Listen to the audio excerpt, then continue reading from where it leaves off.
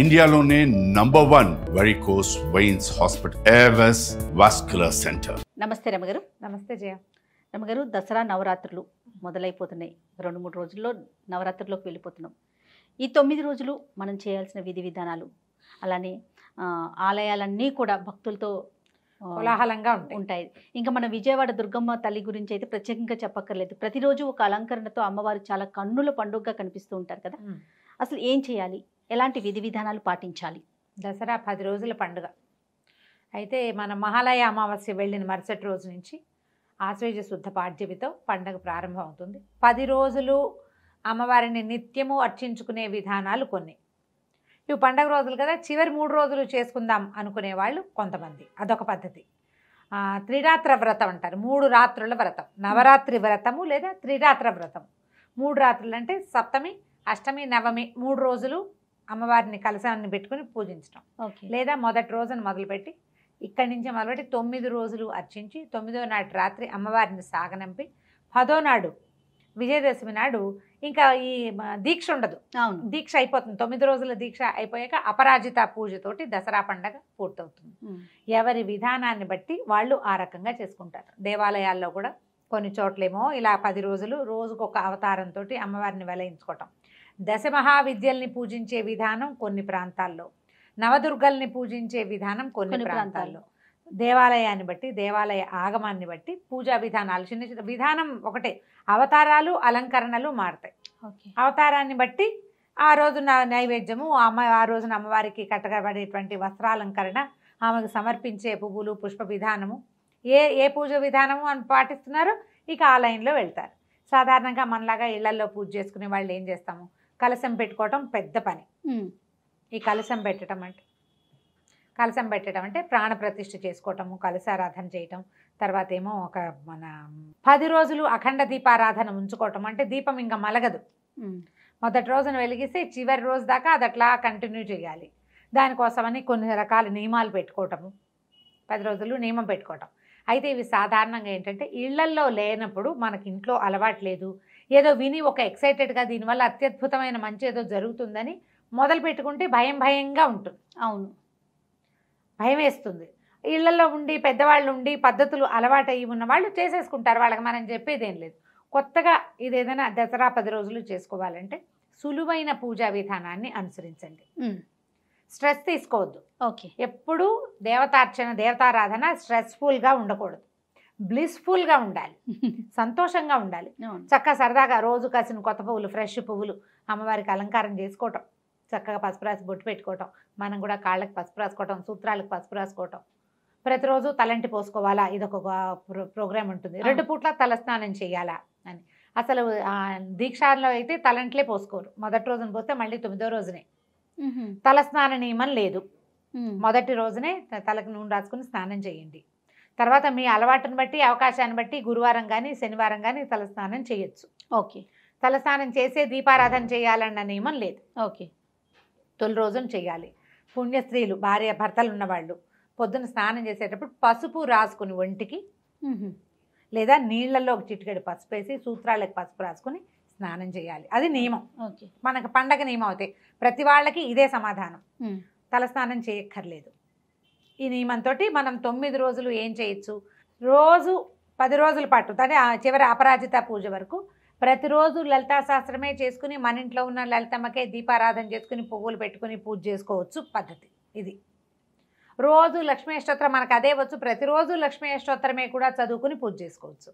అలాగే కాకుండా ఏ రోజు అవతారం అది. మొదటి రోజు బాలాదేవికి సంబంధించినటువంటి స్తోత్రం బాలాస్తుతి, అది చదువుకోవటం. బాలకి మనకి ఇది దొరికితే అష్టోత్తరం దొరికితే బాల అష్టోత్తరం, బాలా త్రిపుర సుందరికి. 2వ రోజున అమ్మవారు మారుతుంది, అన్నపూర్ణ, మహాకాళి, మహాలక్ష్మి, మహాసరస్వతి రూపాలు మారుతాయి. ఆ రోజును బట్టి ఈ రోజున ఫలానా అలంకారము, ఫలానా పూజ, ఫలానాది అని దేవాలయంలో ఏం చేస్తారో మనం కూడా ఆ స్తోత్రాలు చదువుకోవటం, ఆయా నివేదనలు పెట్టుకోవటం. అలాగూ ఇలాగూ కూడా చేయొచ్చు. ఏదైనా కరెక్టేనమ్మా, చెయ్యటమే ఇంపార్టెంట్. అంతే. మీరు 10 రోజుల పాటు ఒక నియమాన్ని పెట్టుకుని ఆ నియమ పాలన చేయండి. 2 పూట్ల దీపం పెట్టుకోవటం ఒక నియమం, 2 పూట్ల పూజ చేసుకోవటం ఒక నియమం, 2 పూటల స్తోత్రమో శ్లోకమో చదువుకోవటం. ఇది ఇప్పుడు ఇవన్నీ పాటించలేం. దండం పెట్టుకోండి ప్రతిరోజు. ఇవి మంచి రోజులు. ఇవి ఏంటంటే మనకి ఎట్లా చెప్తారు, మనకి నిన్నటి నుంచి అంటే ఇప్పటిదాకా వర్ష ఋతువు వెళ్ళిపోతుంది. శ్రావణ భాద్రపదాలు వర్ష ఋతువు కదా, ఆశ్వేజ కార్తీకాలు శరద్ ఋతువు, శరత్కాలం వస్తుంది. ఈ శరత్కాలంలో ఏంటంటే మనకి ప్రతి ఋతువులోనూ ఒక్కొక్క పంధ ఉంటుంది. శరత్కాలంలో దేవి సాన్నిధ్యం ఎక్కువగా ఉంటుంది. అమ్మవారు తనంటే ప్రకృతి మనకి ఎట్లా ఉంటుంది, వర్షాలు ఉన్నంతసేపు బురద బురదగా చీదరగా ఉంటాయి వాతావరణం, మొక్కలన్నీ చక్కగా చెట్లు గిట్లు పచ్చగా అయిపోతాయి. అవును, ఫుల్ గ్రీనరీ ఉన్నా కూడా ఒక చిత్తడి ఒక చికాకు ఖచ్చితంగా ఉంటుంది వర్షాకాలం. వానలు తగ్గి శరత్కాలం వచ్చేసరికల్లా చిత్తడి తగ్గిపోతుంది, శోభాయమానంగా ఉంటుంది, ప్రకృతి ఇవ్వడానికి సిద్ధంగా ఉంటుంది. మహామాయ ప్రపంచమంతా ఆవరించి ఉంటుంది. ఇప్పుడు ఈమెని సరిగ్గా నువ్వు ప్రార్థిస్తే సరి అయిన సమాధానం వస్తుంది. ఓకే, అందుకని ఇప్పుడు శరత్కాలపు వెన్నెల కూడా అత్యద్భుతమైన వెన్నెల శరత్కాలపు వెన్నెలే. అవును, ఈ సీజన్లో చంద్రుడు కూడా అతి ప్రసన్నంగా ఉంటాడు. మానసిక సమస్యలు దూరం అయ్యే కాలం ఇది. భార్యాభర్తలు కొట్లాడుకున్నా వర్షాకాలం కొట్టుకున్న వాళ్ళు శరత్కాలం వచ్చేసరికి తగ్గిపోతారు. శరత్కాల మేఘాలు కూడా మహాద్భుతంగా ఉంటాయి. అన్నీ గొప్పవే ఇక్కడ. ఇలాంటి గొప్ప కాలంలో మనం దేవి సాన్నిధ్యం ఉన్న సమయంలో నమస్కారం, పూజ, స్తోత్రం, పాఠం ఏదో ఒకటి చేయటం.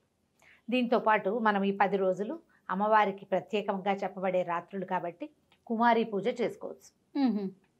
కుమారి పూజ కూడా 2 ఏళ్ల వయసు నుంచి 9 ఏళ్ల వరకు. ఓకే, 2, 3, 4, 5, 6, 7, 8 సంవత్సరాలు నిండితే 9వ ఏడు వచ్చిన పాప ఇంకా పనికిరాదు. మనకి అష్టవర్షాత్ భవేత్ కన్య అని చెప్తారు. 8 ఏళ్ళు నిండితే కన్య, అక్కడి నుంచి పనికిరాదు. ఏ వయసు పాపాయి కానీ మనకి అందుబాటులో ఉన్నా కూడా పాపాయికి పాదాలకు పసుపు రాయటం, పారాయణ పెట్టడం, చక్కగా బొట్టు కాటుక పెట్టడం, పువ్వులు అలంకారం చేయటం, ఏదైనా వస్త్రం సమర్పించటం, చక్కగా తినడానికి కూర్చోబెట్టి ఆమెకు నచ్చింది చేత్తో ముద్ద తీసుకుని తినగలిగే పిల్ల చాలు మనకి.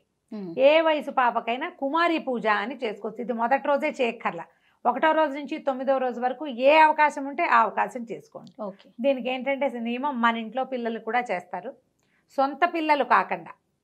కుల నియమం లేదు, ఓహో, వీళ్ళే కావాలన్న నియమం లేదు. నియమం లేకుండా ఎవరికైనా సరే బాలస్వరూపంలో అమ్మవారు అత్యంత ప్రసన్నంగా ఉంటుంది. అట్లా మనం కుమారి పూజ చేసుకోవచ్చు. తర్వాత సువాసిని పూజ, ఈమెకు చాలా ప్రీతి. మనకి ఆ లలితలో కనిపిస్తుంది సువాసిన్యర్చన ప్రీత అని. శోభన శుద్ధ మానస, అమ్మవారికి చాలా ఇష్టం సువాసిని పూజ. అందుకని మనం ఏం చేస్తాం, మన ఇంటికి ఎవరైనా ముత్తైదు వస్తే బొట్టు పెడతాం. అవును, అమ్మవారినిగా భావించే సువాసిని కూడా ఇట్లాగే పాదాలకు పసుపు రాయటము, షోడశోపచారాలతో సువాసిని పూజ చేసే విధానం కూడా ఉంది. అంత పెద్ద ఎత్తున అందరూ చేయలేకపోతారు, అలవాట్లేదు. ఏదో తప్పు చేసాము సరిగ్గా చేయకపోతే అదేదో చేయలేదు కాబట్టి ఇదేదో అయ్యిందనిపించి భయం వేస్తుంది. అవునవును, ఆ కంగారు ఏం పడదు. చక్కగా కాళ్ళకి పసుపు రాయటం, మన ఇంటికి ఎవరు వస్తే వాళ్ళకి బొట్టు పెట్టడం, గంధం రాయటం, చక్కగా పువ్వులు తలలో పెట్టుకునేందుకు పువ్వులు ఇవ్వటమో, మనమే పువ్వులు ముడవటము, గాజులు, ఓ రవికలు పట్టవో లేకపోతే చీరో, అలంకరణ వస్తువులు ఇవ్వడం కూడా ఈ సీజన్లో మనం చేయొచ్చు. సుమంగళి పూజ, ఓకే, లేదా సువాసిని పూజ. ఓకే, రోజుకొకళ్ళకి చొప్పున ముత్తైదుకి మనం తాంబూలం ఇచ్చుకోవటం కూడా ఒక నియమంగా పెట్టుకుని చేసుకోవచ్చు. మీరు ఏది పెట్టుకున్నా ఓకేనే. ప్రతిరోజు కొన్ని పువ్వులు వాయనం ఇవ్వటం, ప్రతిరోజు పళ్ళు వాయనం ఇవ్వటం, ప్రతిరోజు ఏదైనా ప్రసాదం చేసి ఎవరికైనా ఇవ్వటం, అట్లా ఏ నియమమైనా పెట్టుకోవచ్చు. నియమం పెట్టుకోవాలి, నియమం పెట్టుకోవాలి. ఈ 10 రోజులు ఆ నియమాన్ని అమ్మవారి కోసం అని భావించి చేస్తే మీకు ఏంటంటే కాంప్లికేషన్స్ లేవు ఇందులో. అవును అవును కదా, రకరకాల ప్రశ్నలు ఇస్తారు. కొన్ని క్వశ్చన్స్ వచ్చినాయి అన్నారు కదా రమ్మగారు, నేను కూడా ఒకటి చూసానండి. ఏంటంటే నియమం పెట్టుకుంటాం కదా, మధ్యలో పీరియడ్స్ వచ్చినాయి అనుకోండి, ఎట్లా కంటిన్యూ చేయాలా, మధ్యలో ఆపేయాలా, లేకపోతే మన బదులు ఇంకెవరితో అయినా చేయించాలా, ఇట్లా రకరకాల ప్రశ్నలు రమ్మగారు. ఇప్పుడు మన ఇంట్లోనే అయితే ఎవరు లేరనుకో, ఏం చేస్తాం, దండం పెట్టుకుని ఊరుకోవటమే. ఓకే, స్నానం చేశాక రోజులు మిగిలితే ఆ తర్వాత రోజు చేసుకోవటం. 5వ రోజు రెండోసారి, 4th డే ఒక స్నానం, 5వ రోజు మారు స్నానం అంటారు, మారు నీళ్లు. 5వ రోజున పసుపు రాసుకుని తల స్నానం చేయండి, షాంపూ చేసేసేయండి, తల శుభ్రంగా వదిలించేసుకోండి, ఆ విప్పిన బట్టలు అవి ఇంకా ముట్టుకోబోకండి, అప్పుడు మీరు చేసుకోవచ్చు. ఈ నియమం పెట్టుకోదలిస్తే. మళ్ళీ అంటే పూర్వశివాసినులు భర్త లేని వాళ్ళు చేసుకోవచ్చు, లక్షణంగా పూజ చేసుకోవచ్చమ్మా. ప్రతిసారి అసలు ఈ ప్రశ్న అడగద్దు, హాయిగా చేసుకోవచ్చు. మీరు అమ్మవారికి చదువుకోవడానికి ఎవరు అడ్డం వస్తారు, ఎవరు కాదంటారు, ఏ శాస్త్రం చెప్పింది చేయకూడదని? ఒక్క సాధారణ నియమం మనం పాటించేది ఏమిటి, మనకు లోక సహజంగా నేను చెప్పడం కాదు, సహజంగా పాటించేది. ఎవరికైనా బొట్టు కాటుక మీరు పెట్టకూడదు, బొట్టు పెట్టి ఇవ్వకూడదు అన్న మాట చెప్తారు. మీ ఇంట్లో నుంచి మీరు ప్రసాదాలు అన్నీ శుభ్రంగా చేసుకుని ఇవ్వచ్చమ్మా, ఏ తప్పు లేదు. హాయిగా చదువుకోండి, అమ్మవారికి పూజ చేసుకోండి. పువ్వులు పెట్టి పూజించడానికి అభ్యంతరం ఏముంటుంది? ఏమీ అభ్యంతరం లేదు. దాని మీద ఇంకా ఆలోచించకండి, ప్రశ్నించకండి.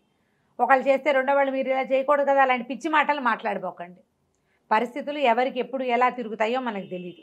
దాని మీద అసలు ఆలోచనే లేదు. ఓకే. అఖండం పెట్టాలా, అది కూడా ఒక ప్రశ్న. అఖండం పెట్టడం నియమం కాదు, మన ఇష్టమా, మన ఓపిక, మన అలవాటు. అఖండం పెడితే అది మలక్కండా ఉండాలి, మీరు ఎప్పుడు ఇంటి పట్టున ఉండాలి. అది వెనక్కి జారిపోతుంది ఒక్కొక్కసారి, లేదా కొడి కడుతుంది. అలాంటప్పుడు కొడి తీసి కొంచెం సవరించాలి, ఆ శ్రద్ధ ఉండాలి కదా. తర్వాత నాన్ వెజ్ తినచ్చా, ఇది ఒక్కోల, ఇదే చాయిస్. మీరు నియమం పెట్టుకుని నేను తిన్ను నేను చెయ్యను అని పెట్టుకుంటే మీ ఇంట్లో వాళ్ళు ఒప్పుకోవాలి. సాధారణంగా పూజా విధానాలకి ఏం చెప్తారంటే అన్నిటికీ ఉపవాసాలకి భర్తలు ఒప్పుకోవాలి. మీరు ఇంట్లో ఒక పూజ చేసి ఒక నియమం పెట్టుకుంటే మీ భర్తలతో కొట్లాడి నియమాలు పెట్టుకోవద్దు, ఒప్పించుకుని పెట్టుకోండి. ఒప్పించుకోవాలి. ఇప్పుడు పైగా మన నియమం వల్ల ఇతరులకు ఇబ్బంది కలగకూడదు కదా అమ్మగారు, అదొకటి చూసుకోవాలి కదా. ప్రధానంగా భర్తలు ఒప్పుకోవాలి. మీ ఇంట్లో పిల్లలకి భర్తకి ఇబ్బంది లేకపోతేనే పెట్టుకోండి ఆ నియమం. ఇది అక్కడి నుంచి ఉపవాసాల గురించి ప్రశ్నిస్తారు. స్త్రీలు ఉపవాసం అంటే ఓపిక లేని వాళ్ళు, షుగర్ ఉన్నవాళ్ళు, ప్రెగ్నెన్సీ ఉన్నవాళ్ళు, లేదా కొత్తగా పిల్లల తల్లులు, చంటి పిల్లల తల్లులు ఉపవాసం చేయొద్దమ్మా. మీరు దీంట్లో ఒక పద్ధతి ఉంది, మనం ఏది నివేదన చేస్తామో అదే తింటామని పెట్టుకోండి. ఇది ఒక నియమం పెట్టుకోవచ్చు. నాది అదే నియమం, 10 రోజులు. ఓహో, అమ్మవారికి ఏదైతే నివేదన చేయనిది ఏది నేను తిన్ను. పొద్దున్న నివేదన పెడతాం, ప్రసాదం అవి ఇవి అన్నం అన్నీ పెట్టేస్తాను, అవే తింటా. ఇక వేరే నివేదన చేయబడిన అరటిపండు కూడా నేను తిన్ను. 2 పూట్లు అవే తింటారా అమ్మగారు? 2 పూట్లు అదే తింటా, మా నియమం అదే. పగళ్ళు డాక్టర్ గారు ఉపవాసం ఉంటారు, ఆయన రాత్రి భోజనం చేస్తారు. నాకు అన్ని రోజులు పగలు ఉపవాసం చేస్తే నేను నిద్ర లేవలేదు. ఓకే, పని చేయాలి కదా, ఎంత పని రమ్మగారు. అందుకని ఇంకా అది పెట్టుకోవట్లేదు. ఎప్పుడు ఇదే పంద. పొద్దున పూట నివేదన ఏది చేస్తే అది నివేదన చేయకుండా మధ్యాహ్నం పిల్లల కోసం ఏదైనా చేస్తే నోట్లో వేసుకోవడం, స్నాకింగ్, నథింగ్ డూయింగ్, ఇలా పెట్టుకోవచ్చు. ఓకే. ఈ ఉపవాసం ఉండటం కూడా పగలు ఉపవాసం ఉండి రాత్రి భోజనం ఇవి, రాత్రి పూజ చాలా ఇంపార్టెంట్ దసరాల్లో. సాయంకాలం చేసే పూజ మంచిది, చాలా అంటే విశేషమైందని చెప్తారు. రాత్రి అని చెప్పబడుతోంది కదా, అదేలేండి. మీ వెసులుబాటు, మీరు చేసుకోగలిగితే సాయంకాల పూజ సంధ్యాకాలం నుంచి మొదలుపెట్టి రాత్రికి చేసే పూజ, మీరు ఆ నియమం పాటించలేకపోతే పొద్దునే చేసుకోండి. కొంతమందికి కుదరదు, కొంతమందికి కుదరదు, పొద్దుటి పూట చేసేసుకోండి. సాయంకాలం ఒట్టిగా దీపారాధన చేసుకోండి. పిల్లలు స్కూల్ నుంచి ఇంటికి వచ్చాక అక్కడ కూర్చొని చదువుకోవడానికి దానికి కుదరదు, చిన్న చిన్న పిల్లలు. లేదా పిల్లలు సాయంకాలాలు ఆటలాడుకుంటారు, వాళ్ళని వెతుక్కుంటూ ఉండాలి, అది కూడా ఉంటుంది. ఇప్పుడు స్కూళ్ళు ఉండవు కదా, సెలవులే కాబట్టి పర్వాలా. పొద్దున పూట ఏమైతే ఏదో ఆడుకుంటారు, ఏదైనా బ్రేక్ఫాస్ట్ చేసి అక్కడ పెట్టేస్తే వాళ్ళ దారిని వాళ్ళు తింటారు. ఆ టైంలో మీరు ఏమన్నా చదువుకోవచ్చు, పూజ చేసుకోవచ్చు. సాయంత్రం కష్టమైతే సాయంత్రాలు పెట్టుకోపోకండి, ఉదయకాలమైనా చేసుకోవచ్చు. ఉపవాసం ఉండదలుచుకున్న వాళ్ళు పూజ అయ్యే వరకు ఉపవాసం చేయండి. బ్రేక్ఫాస్ట్ చేసి పూజ చేయకుండా పూజ అంతా అయిపోయాక నివేదన చేశాక అప్పుడు తినండి. అది ఆ నియమం కూడా పెట్టుకోవచ్చు. ఉపవాసాలకి భర్తలు ఒప్పుకోవాలనేది నియమం. భార్య భర్త కలిసి ఉండొచ్చా, ఆ ప్రశ్న కూడా వచ్చింది, అది కూడా వచ్చింది. అవన్నీ కూడా మీ చాయిస్ లేనమ్మా. మీకు తప్పు అనిపిస్తే చెయ్యొద్దు, తప్ప అని ఎవరినైనా అడగండి. అది మీ ఇంట్లో పరిస్థితిని బట్టి కదా, మీ పరిస్థితిని బట్టి, మీ అండర్స్టాండింగ్ని బట్టి, మీ వెసులుబాటును బట్టి. మర్నాడు పొద్దున పసుపు రాసుకుని స్నానం చేయండి అని చెప్పాను కదా క్లియర్గా. కాబట్టి ఇక దాని మీద ప్రశ్నలు వేయకండి, ఎవరిని అడగద్దు. నన్ను కాదమ్మా, ఎవరిని అడగద్దు. మీకు అదేదో బ్లెండర్ మిస్టేక్ అని అనిపించింది అనుకో, చేయకండి, చేయొద్దు. చేయాల్సి వచ్చింది, దండం పెట్టుకోండి దేవుడికి, ఏం చేయను, నా పరిస్థితి ఇది, నా పరిస్థితి కూడా నువ్వే కల్పించావు. అయినా అన్ని బాగానే ఉన్నా మీ ఇష్టారాజ్యంగా చేయమని చెప్పటం లేదు. తప్పనిసరి అయితే చేయండి, ఏం పర్వాలేదు. పొద్దున్న స్నానం చేస్తే సరిపోతుంది, పసుపు రాసుకుని స్నానం చేయండి. సువాసనకి పసుపు రాసుకుని స్నానం చేయటమే చెప్తారు పెద్దవాళ్ళు. యథావిధిగా పూజ చేసుకోండి. నేను పూజ చేస్తాను, మా ఆయన దండం కూడా పెట్టాడండి, ఏం చేయాలి, మానేమనండి. ఇన్ని ప్రశ్నలు పంపించారు నాకు అసలు నాకే ఓ 50 ప్రశ్నలు వచ్చినాయి. అదే ఇదా దాని ఇంకా నేను అన్ని చెప్పలా, ఇంకేవో మిస్కొట్టి ఇచ్చేసి ఉంటా కొన్ని, ఇంకా వస్తాయి క్వశ్చన్స్. దీపం ఎటుపోయి ఎలా పెట్టాలి, 2 పూట పొద్దున పెట్టిన దీపం సాయంత్రం దాకా ఉండాలా అని. అలా ఏం లేదమ్మా, మీరు అఖండం పెడితే ఓ విధానం. కలశం పెట్టడం గురించి మీ ఇంట్లో ఆచారం ఉంటే, పెద్దవాళ్ళు ఉంటే వాళ్ళ పర్మిషన్ తోటి పెట్టుకోండి. లేని ఆచారాలని చెయ్యబోకండి. ఎందుకంటే స్వధర్మ నిధనం ఎప్పుడూ మంచిది. మీ ఇంట్లో ఏం చేస్తారో అది చేసుకోండి. మీకు చేసుకోవాలని ఉంటే పెద్ద పెద్దవి చేయబోకండి. నేను చెప్పినట్టు సింపుల్గా ఏదైనా చక్కగా చదువుకోండి రోజుకొకటి. అయితే చాలా సందేహాలు, ధర్మ సందేహాలు చాలా ఉన్నాయి రమ్మగారు. ఈ నవరాత్రులకు సంబంధించి మనం ప్రతిరోజు కూడా అమ్మవారికి సంబంధించి ఆ రోజు అలంకరణ, ఆ రోజు పూజా విధానం, మనం పాటించాల్సిన విధి విధానాలు ఇవన్నీ కూడా మనం ప్రేక్షకులకి అందిద్దాం రమ్మగారు. ప్రతిరోజు 10 days రేపొద్దున అమ్మవారికి ఎలాంటి వస్త్రం సమర్పించాలి, ఏ అమ్మవారిని పూజించాలి, అవును, ఏ ప్రసాదం పెట్టుకోవచ్చు, అది కూడానమ్మా నేను చెప్తున్నానా. మనకు దుర్గగుడిని ఫాలో అవుతాం. మనం విజయవాడలో ఉన్న కనకదుర్గాదేవి ఇంద్రకీలాద్రి మీద ఉంది. అమ్మవారి దేవాలయంలో ఏం చేస్తారో అది చెప్తాం. అట్లనే అయితే దాంతోపాటుగా అక్కడ ఏం చేశారో అది చేయకపోతే కొంప మునిగిపోతుందని మాత్రం అనుకోవద్దు. అవకాశం ఉన్నంత వరకు చేయండి. లేకపోతే రోజు ఒకటే చదువుకోవచ్చు, అంతే. రోజు ఒక నైవేద్యమే పెట్టచ్చు. అవన్నీ విశేషాలు చేయలేరు. మీరు వండుకున్న అన్నం, పప్పు, నెయ్యేసి బెల్లం వేసి నైవేద్యం చేయండి, అది కూడా పనికొస్తుంది. అబ్బే మేము చేయలేము, పాలు పళ్ళు పెట్టండి, అది కూడా పనికొస్తుంది. ఇది విధానం. కుదిరితే చేసుకోండి, ఎంత కుదిరితే అంత చేయండి, అసలు చెయ్యండి చాలు, అంతే. నమస్తే రమ్మగారు. నమస్తే.